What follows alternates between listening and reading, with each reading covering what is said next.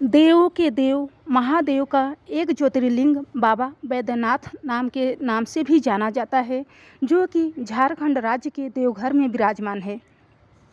यह भारत के 12 ज्योतिर्लिंगों में से एक है। पुराणों के अनुसार एक बार रावण ने कठोर तपस्या करके भगवान शिव जी को प्रसन्न किया था।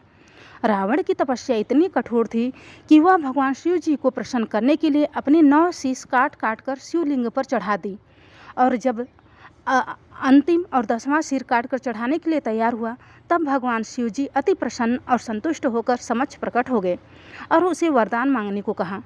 रावण ने कहा, प्रभु आप मेरे साथ लंका में चलकर वहां स्थापित हो जाइए, जिससे मेरी राजधानी संसार की सबसे पवित्र और अद्भुत हो जाए।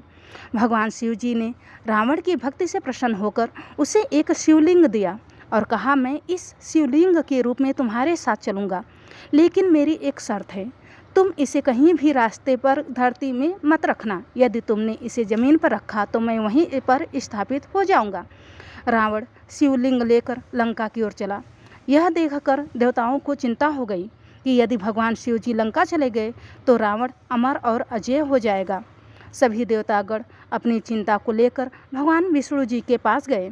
तब भगवान विष्णु जी ने रावण को रोकने के लिए एक योजना बनाई।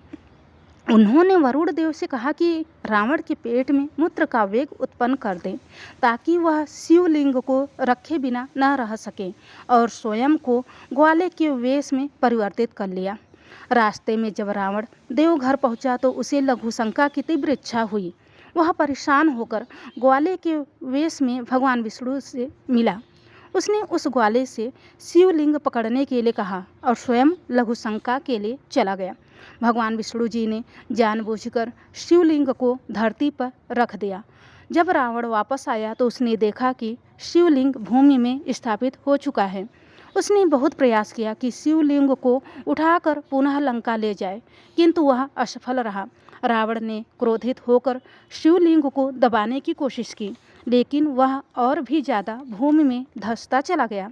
अंततः रावण ने हार मान ली और वहीं शिवलिंग की पूजा की और शिवलिंग को वहीं छोड़कर वापस लंका चला गया।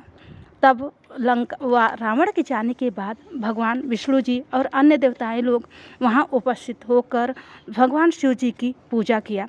इस प्रकार वहां उसकी प्रतिष्ठा कर वे लोग अपने अपने धाम को चले गए। यही ज्योतिर्लिंग श्री वैद्यनाथ के नाम से जाना जाता है। यह श्री वैद्यनाथ ज्योतिर्लिंग अनंत फलों को देने वाला है। यह 11 अंगुल ऊंचा है। इसके ऊपर अंगूठी के आकार का गड्ढा है।